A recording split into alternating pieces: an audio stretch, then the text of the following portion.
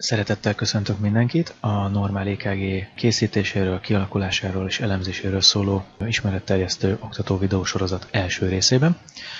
Ugye ezt a videósorozatot főként másodéves hallgatóknak szánom, hogy ezáltal kibővítsük a rendkívül szűkös időkeretet, amely gyakorlaton és szemináriumon rendelkezésre áll, ennek a rendkívül fontos, de nem egyszerűen elsajátítható vizsgálati eljárásnak a megbeszélésére. Így lehetővé téve azt, hogy mindenki a saját idejében foglalkozzon vele, annyi időt szálljon rá, amennyit szükségesnek érez, és bármikor később visszatérhessen ezekhez a videókhoz, hogyha valami esetleg nem világos neki. A videósorozat felépítését a következő módon tervezem. 12 videóból fog állni, amelynek az első részét láthatják most. Az első rész egy bevezető, majd a második egy gyors talpaló ismétlés lesz a szív elektromos működéséről.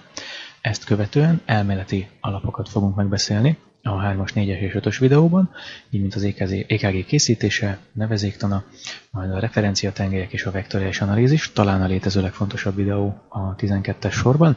Ezt követően megvitatjuk, hogy hogyan zajlik az EKG elemzésének menete.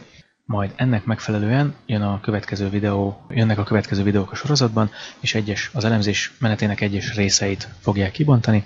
Így a 6. és a 7. videó az a szívfrekvencia és szívritmus, valamint a tengelyállás meghatározásáról fog szólni. Ezek ugye általános dolgok. A további videók pedig a részletes elemzésről. Így tehát a 8. videó a P-hullámról és a PQ távolságról, a 9. a QRS komplexről, a 10. az ST szakasz és a T-hullámról, a 11. a QT időről és a korrigált QT időről fog szólni, ezt követően pedig egy összefoglaló videó fogja zárni a sorozatot. Remélhetőleg hasznosnak találja majd, aki meghallgatja, és a normál EKG hátterében meghúzódó tudással és ennek megértésével felvértezve jut majd el a szigorlatra, illetve harmadévben, ahol remélhetőleg kevesebb problémát fog neki okozni. Köszönöm is a figyelmet, aki úgy döntött, hogy velem tart a továbbiakban, a második videó témája a szívműködés elektromos szemszögből.